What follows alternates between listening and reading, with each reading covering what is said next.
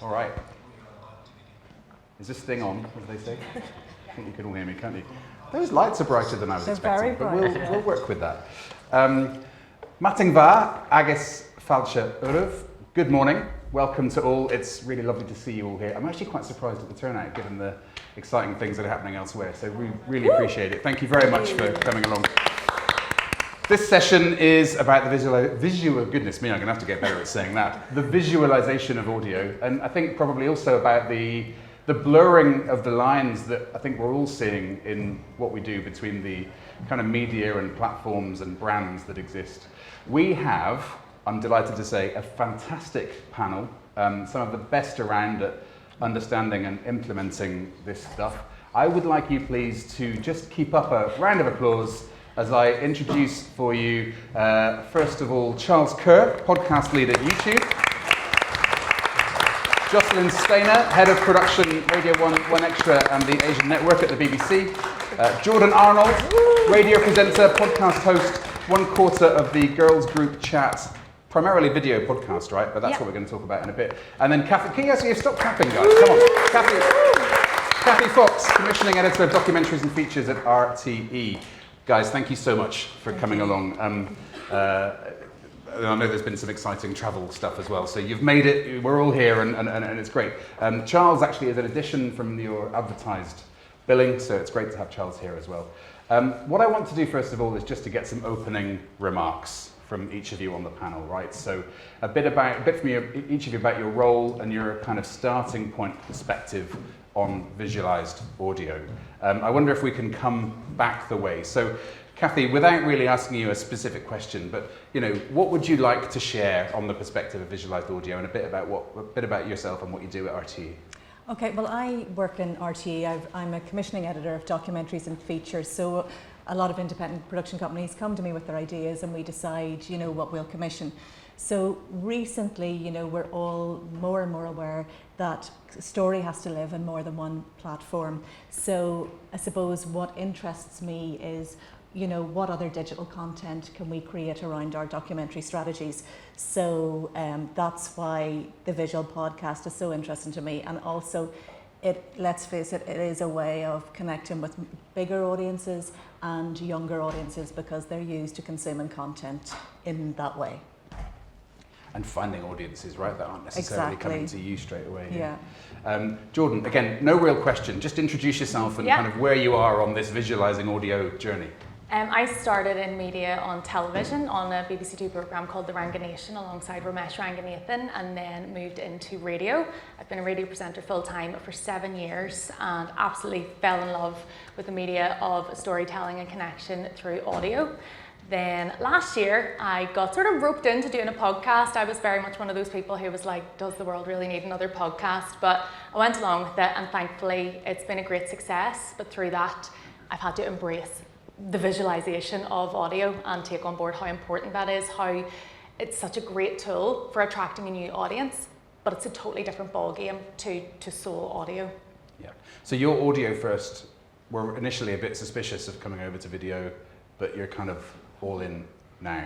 Is that yes, the kind of trying to be. I'm trying to make it in this modern world where you really have to be a jack of all trades. So I love the video platform now, but it did take me a little bit of getting used to. Okay, so maybe you can help me because I'm further back on that journey. I'm very much a kind of oh God, I hope there's still a space for audio. So, but we'll carry on with this. Jocelin. Hello, so I am, I suppose, a supplier within the BBC. So the likes of Kathy would set a commission out, but it's my team. I've got over 100 staff that sit across the UK in the 4 nations, and we chase down the commissions. So we're really thirsty for that under 25 connection. And of course, the audience has really pulled us in to being in a multi-platform space. So each week, the brands that I lead, my staff and I, we're sort of responsible for 10 million kind of eyeballs or ears on content. So it's a huge responsibility, and we're really kind of proud of what we incubate. So we don't just chase commissions, but we try and pioneer ideas as well. And I hope maybe that's why I've been invited today, but time will tell. And a big thing that your team have done recently, or one of your many teams has done recently, was the big Greg James bike ride, right, from the south of England to Edinburgh, which was across all platforms, everywhere, all over the place, in all the papers. It was, David. It was. I don't like hands up. I can't actually see the hands, but does that's anyone right. like I saw this content, or then I'm going to. Off you go. Thanks so much. So for those that didn't know, it was a comic relief challenge.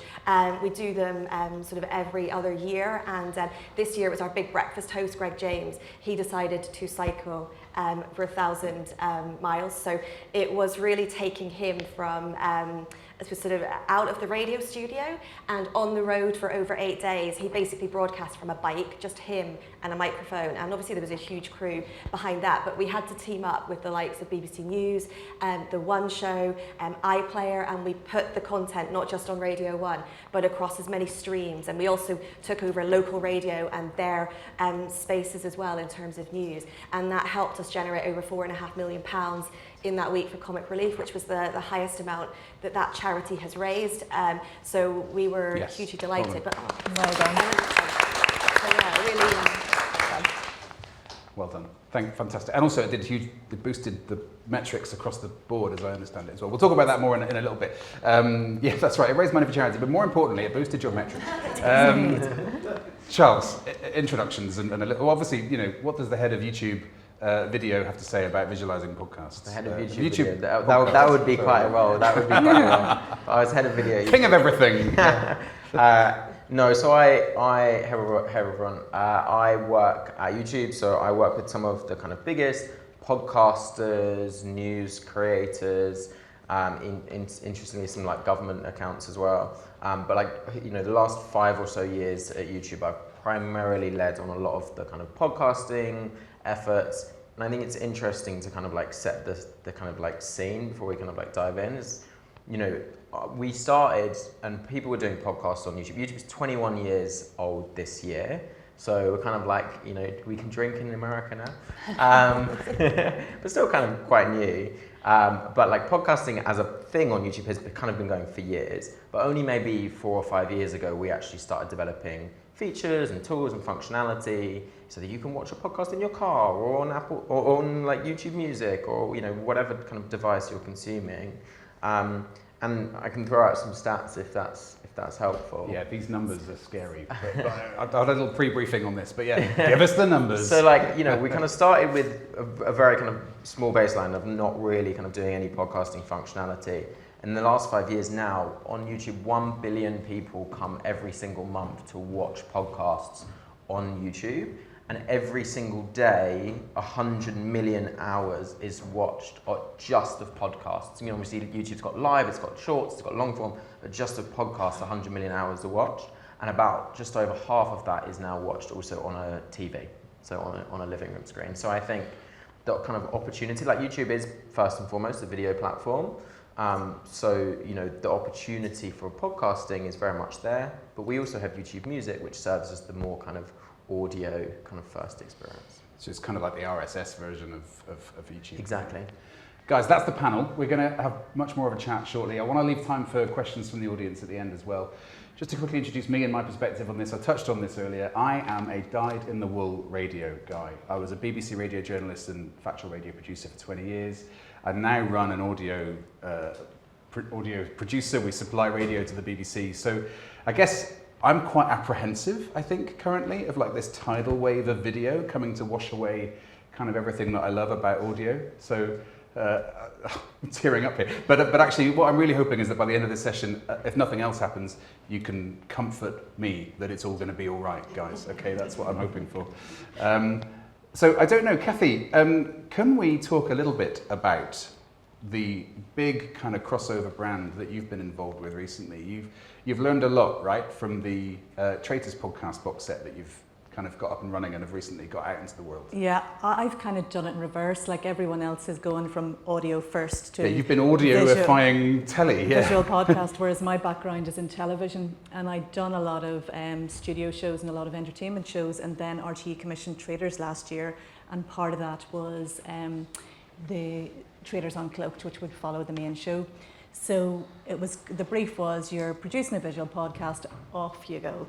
So and there was a huge focus on regional output. So we literally arrived in Limerick to a room that was affectionately known as the Toblerone room because it was shaped like a triangle. It didn't look anything like a TV studio. It just looked like a grotty old storeroom, and they kept telling me, don't worry, it'll be fine.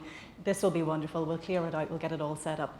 So I had been used to working in RT's biggest studio, Studio 4, where we had a really good lighting crew, camera crew, sound crew, floor manager, huge tech spec.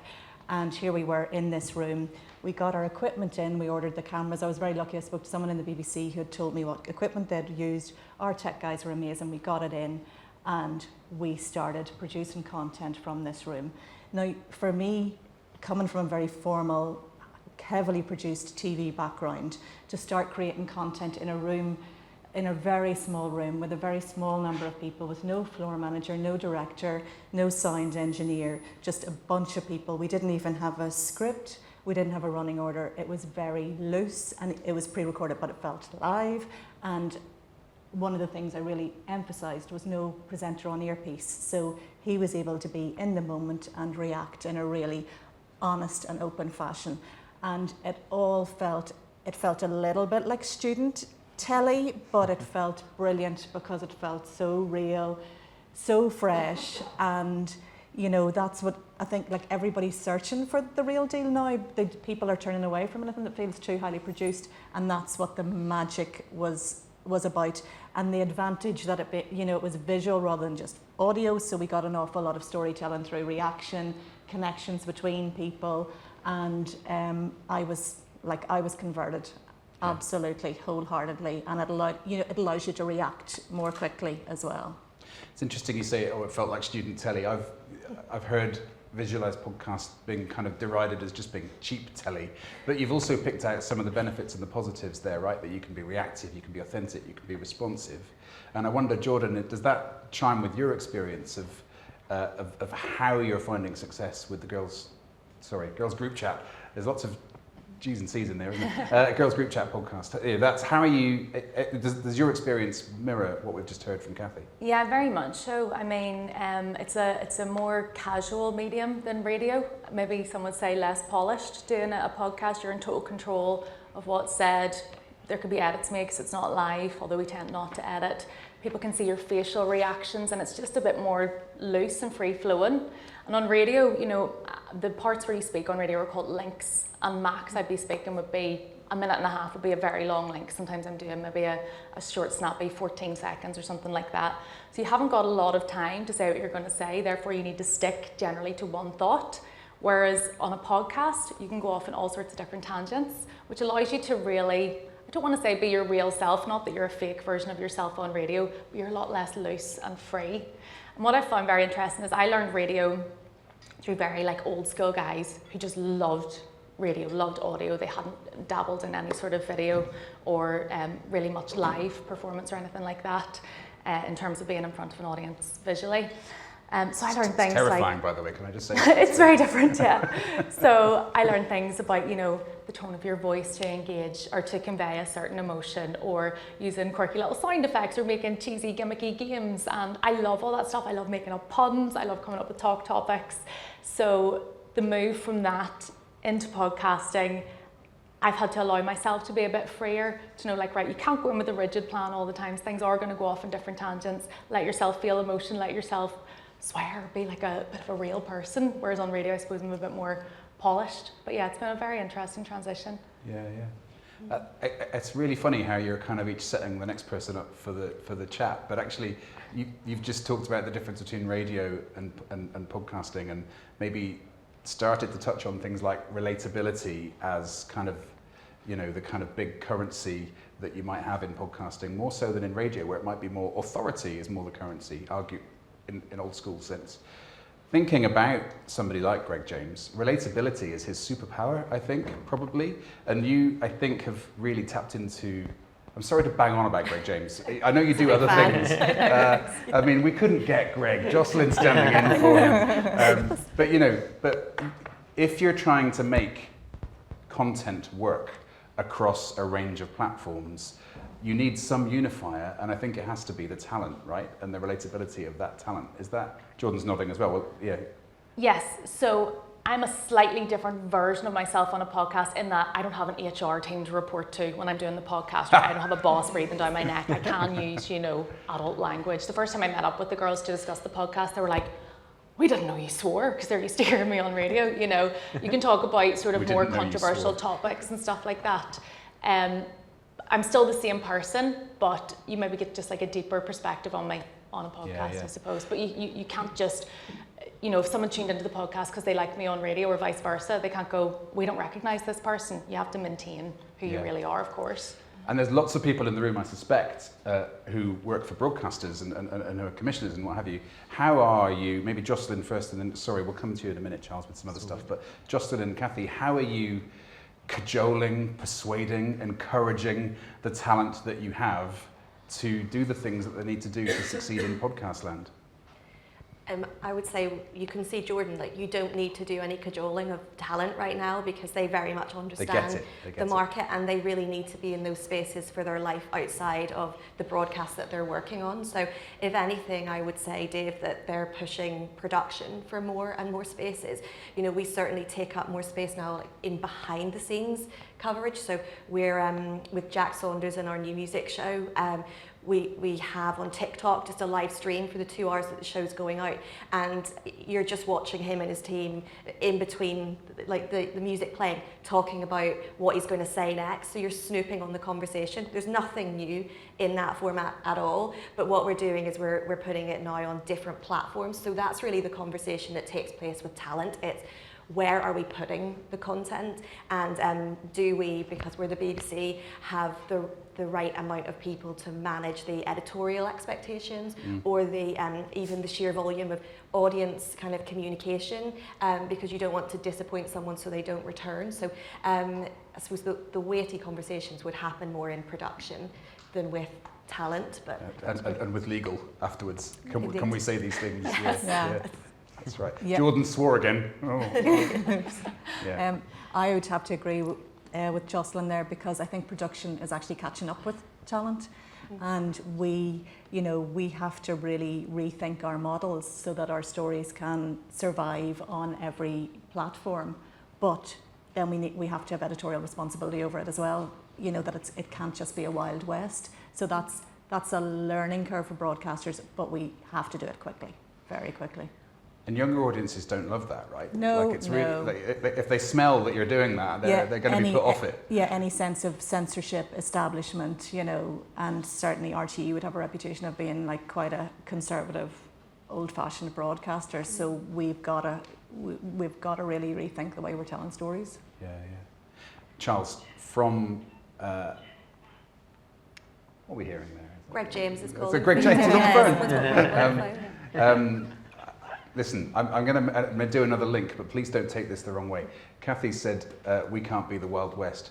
YouTube can sometimes feel like it's a bit of a maverick place, and creators are popping up without any of these kind of restrictions and guidelines and all the rest of it.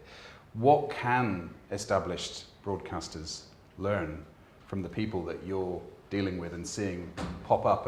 And what are they called? Those lads that we talked about the other day. Fellas? The fellas, not the lads, the fellas. Yeah, those kinds of content creators that are really, really finding success, having popped up out of nowhere, really. Yeah, so I think first of all, in terms of, YouTube is a place where you can make content that is perhaps less restrictive than other places, but there still is both community guidelines and ad-friendly guidelines on YouTube that every piece of content, no matter if it's from a politician or a public service broadcaster or a creator, has to adhere to. And there's various kind of things that can happen, anything up till channel termination if you consistently don't follow that, or you can be like demonetized or restricted on the amount you can earn. And then the second part of your question was, sorry. What can folks learn? What can the the RTEs and the BBCs of this world learn from those kinds of content creators? So I think the kind of discussion that was just being had around like talent is also quite an interesting one. Like some of the big new podcasting companies. So I've worked with like a kind of a Goal Hanger and a High Performance, and And what they do, actually, which I think is quite interesting, is they have like a rev share model with the talent, or like an equity model with the talent. And that's not necessarily going to be possible for everyone here in the room, but I think that builds the incentive like right in. So like The Rest is Science, which is like a brand new podcast, they've worked with people who have big audiences already, like Hannah Fry and you know, and I've forgotten the other chap's name, but like those two already had kind of big audiences. And so actually trying to say, okay, we'll pay you X amount, it doesn't quite work. But I think whereas like an equity or a rev share is much better. I think what's also interesting as a medium, kind of as podcasting, you know, like I was at the podcast show recently and the conversation was podcasting, you know, in a few years this might just be called, instead of the podcast show, like the show. Like yeah, the show. Because it's becoming, you know, more than, you know, it's sort of a podcast which allows you to do live events, which allows you to build a deep community, which allows you to build some paid membership offering. You know, like one of my favorite podcasts from a kind of traditional brand is actually Dish by Waitrose. And you know, they've got connections to be able to kind of bring big name talent into the podcast, but how they've been able to take one piece of content that is kind of their long form podcast interviews, then make short clips of that for when people are kind of on the commute or, you know, discovering content, then make recipes of that content that they cook for the guests, then make that content and put it in the Waitrose newspaper and magazine that goes out in store, then do live events so that they can also bring and connect with their community like in person. I think is quite a powerful way of kind of seeing things as a much wider kind of package and a much wider kind of medium of things that you can do. And I think, you know, the Traitors and kind of Greg James are also just good examples of like this kind of outsized impact. And actually, an example I often use is The Rest is Politics, which I have never watched and never listened to an episode of in my life, but I'm so familiar with their brand because they're always in my social channels. And you know, right? like I think the political climate these days is pretty calm, and you know, there's nothing much going on in happens. politics, You know, it's pretty boring. Who were you on the flight with over here? The two members of the House of Lords. But I think Rest is Politics is interesting actually, just on the point of being reactive. So like the kind of idea of you need to have this super highly produced studio, well that means that if something does happen, if there is some political announcement or some change, whatever, then you know, they've got to get to the studio, then they've got to film that, whatever.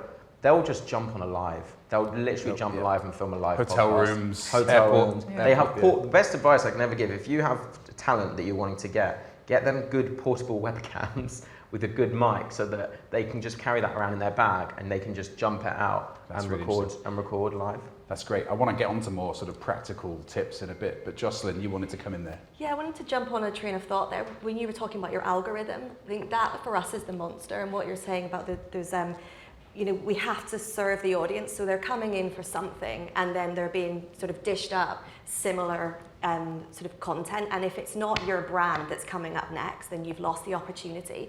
So our pressure in production is, you know, where are we getting those hours from now, particularly because, as you've heard from Charles, like there's so much being delivered every second, every minute, every day. So that for us is the real challenge, and that's where archive comes in, where partnerships come in, and it's about trying to be greedy to sort of ring fence so that the likes of Dave don't wander off to a different brand. And I think, you know, that's... I am fickle like that. You are, you are, Dave.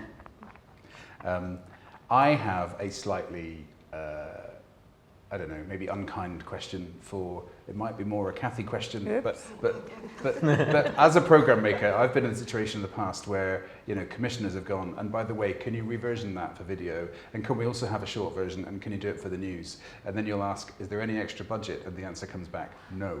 So are there, you know, how are you mitigating that kind of extra work and the extra impact with the multiple platforms and the cutting social clips and all that stuff? How are you building that into your workflow for your teams? Well, it needs to be budgeted for, and like I was saying earlier, we need. Thank you so much. we need to revise our production models, and I'm well aware of this. I don't have any authority in business affairs, unfortunately, but.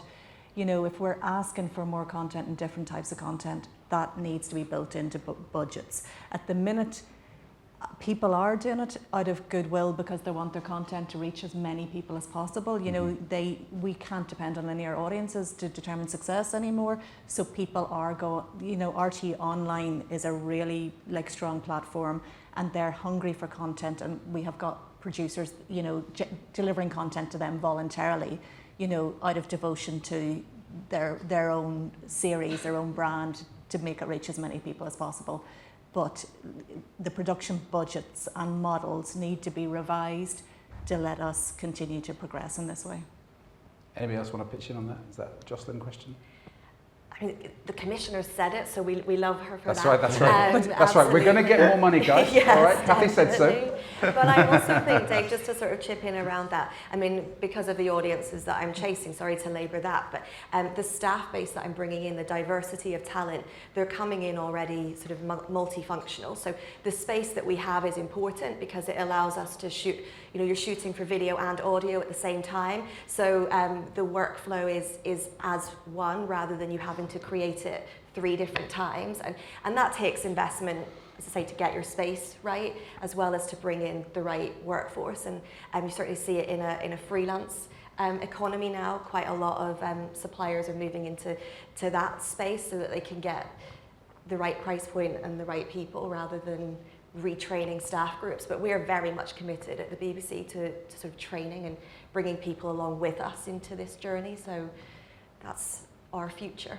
Yeah, because you can't rely on linear, like you said. There's, you know, it's when they're getting 1 billion downloads every month, you have to so there's 20 minutes of this session left, just under. What I wanted to do maybe was spend a little bit of time plundering your knowledge and expertise for very practical tips that people can take away.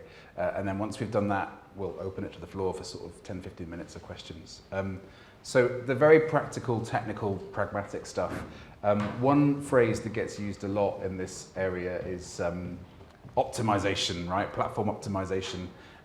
Charles, talk to us about some of the things that, because you can't just chuck something on YouTube and expect it to do well, right? What are some of the things that need to be thought about to make something work and cut through on YouTube? Yeah, I can get quite practical here, so just get your notebook. stick with me.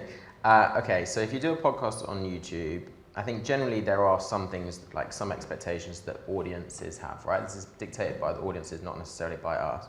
So generally a podcast is probably going to be weekly, roughly. It doesn't always have to be, but generally I think most people kind of anticipate that there's going to be a new episode at least every week. It also should be in a podcast playlist. So this is really important because for discoverability, for how your podcast shows up on different surfaces. The podcast should also have, and this sounds silly, a name that is, you know, called something, for example, Traitors Uncloaked. The amount of times I see people who have the podcast playlist called podcast or episodes or videos. That's not going to help you. No one's searching for that. So I think Put this on YouTube. That's really important. And then I think the fourth thing, and you know, there are loads of tools now that can kind of help you cutting clips and kind of making short form. But I think the biggest thing on YouTube is around the packaging. It's title, it's thumbnail, and I think if you're thinking of like spending time, you know, a lot of time wants to be spent on making some really good packaging.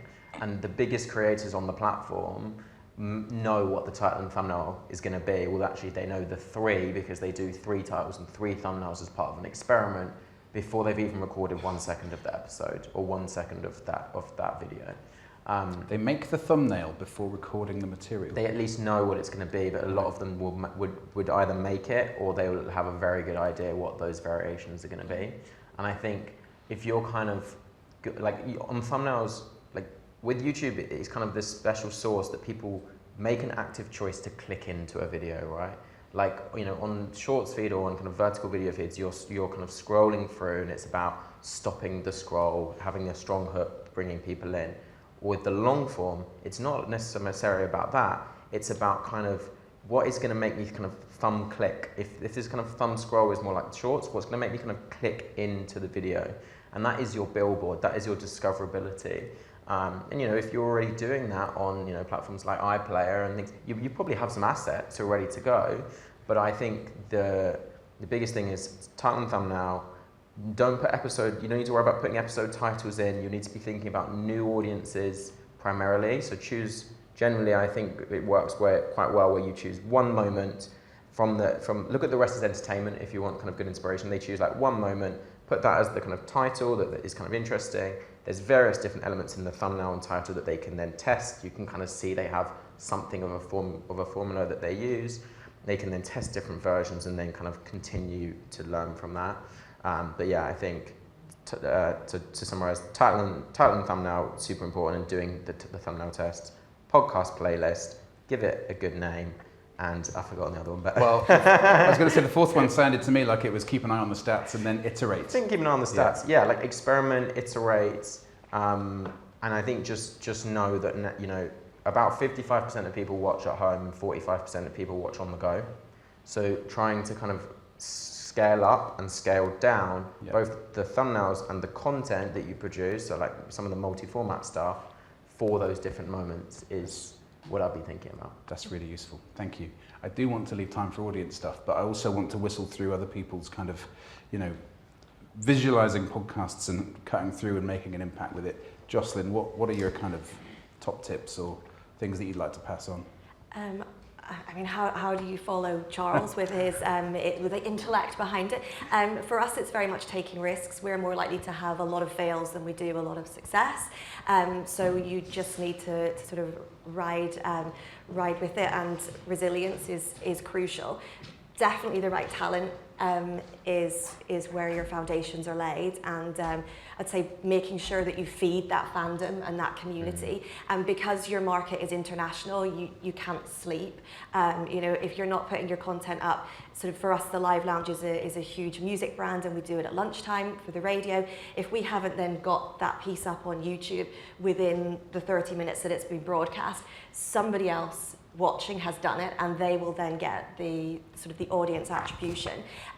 So that's so annoying. Have to, so it's sort of I think also that engagement. I would talk to Jordan more through social media than I would on her personal number, because she pulls me in with her content and I feel like we're having a one-to-one conversation, but actually all of her other followers are watching our conversation at times, and that escapes me, but I feel it's so intimate because she is just fantastic at pulling you in and then sort of moving you around her other projects. So she's very well placed. You leave really nice public comments. It always really boosts my ego. So happy to follow anyone.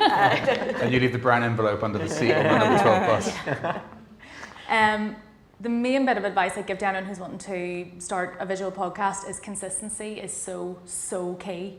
As Jocelin says, you have an audience to feed. If someone falls in love with you and you're lucky enough to build a community, and you then skip a week, or it rolls on to 2 weeks, or you can't be bothered, or for some reason the clips aren't ready to go, that's a real problem. And unfortunately, in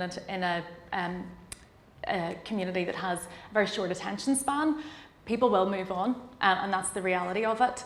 And a kind of unfortunate thing, I suppose, with the visualization of audio is you could be the most talented, most interesting person with the best stories, but if your visuals look crap, people will probably never find you in the first place to know that.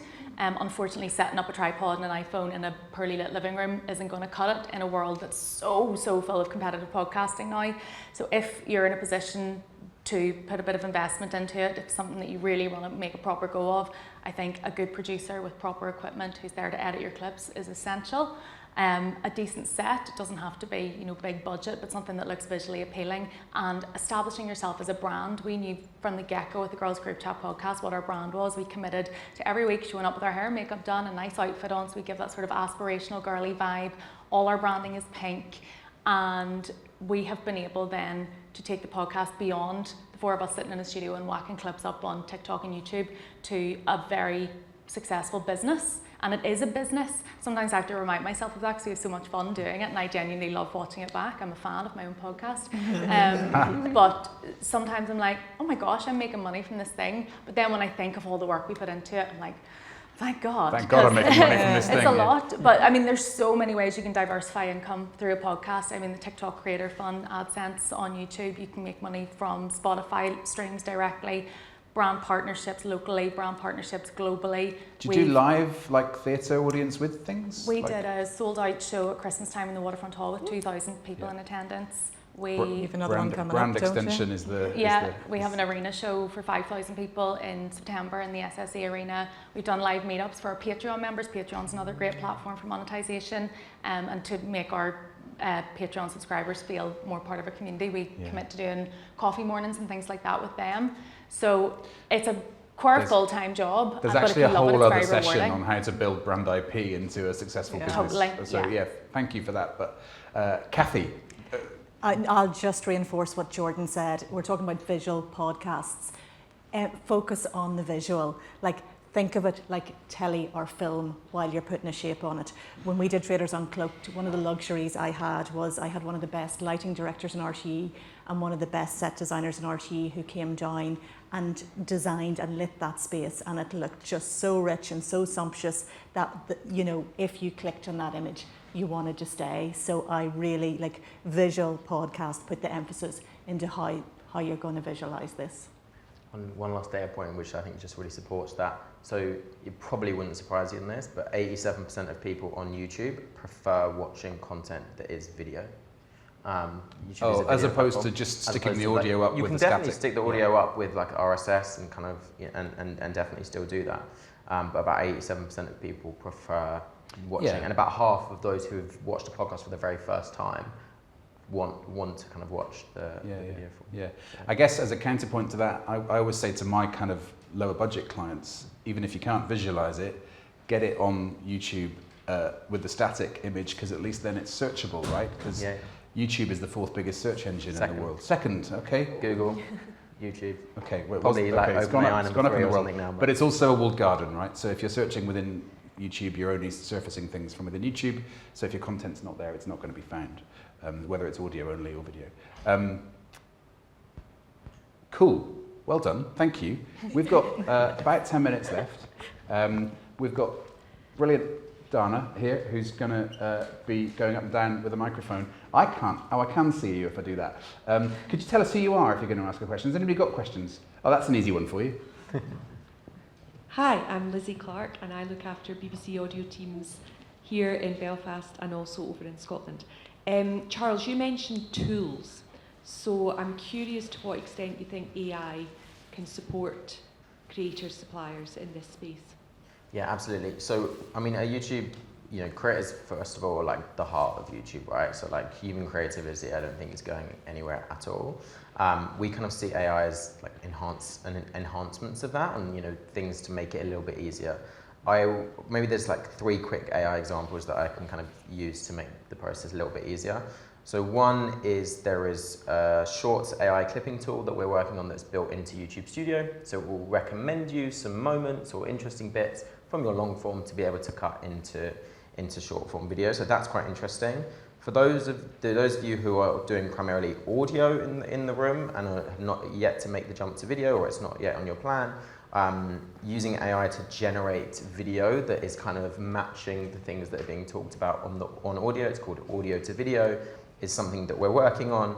And then thirdly, we talked a little bit about it today, but like the audience is not necessarily just only people watching in the UK. And so one of my favorite use cases of AI is in dubbing. So like you can do auto dubbing to all different languages around the world and have like a whole community in Brazil that you never even realized existed because you started dubbing in Portuguese or Spanish or whatever. And is that a click of a button? Yeah, you can just enable it. You can just say, make it Portuguese. It doesn't cost anything either, yeah. It's like auto-dubbed. I think it supports like 14 languages or something. You can also do manual ones, so you can record them yourself and then add them. Mm-hmm. But I think there are probably 3 quick examples of practical things that I think are quite useful. Anybody else got thoughts on that before we get to the next question? No? You guys using AI for your stuff? Yeah. Any other hands up around the place? Oh, there you are. There. You're making it very easy for our mic holder. Hi, Kate Finn from the Hubskip Studios. We're an independent production company here in Northern Ireland. Charles, I just wanted to ask you about the 1 billion viewers that you have coming to watch podcasts. Do you have any breakdown of demographics? Like, what age groups are we talking about? Yeah, so this is a good question. So I have a good slide on this, but let me try and visualize the slide in my head. So YouTube does reach the majority of UK adults, and I think so. Two kind of stats: 78 minutes a day are spent watched by UK adults on YouTube, and across all of the kind of like reach of audience of ages, it's 92% reach across every age category, minimum, including like over 65s, which is always like a massive surprise to me. Everyone thinks that like YouTube is like super young, but yeah, I think the demographics like that probably helps a little bit. I'm curious, you guys all see the stats in YouTube Studio. Do you see any particular? It also depends on the niche, right? Like I don't know. I mean, I imagine Jordan's is very different to the Traitors audience. 97% female. Yeah. And a few gay guys. I think that's really maybe my The girls and the husband. guys.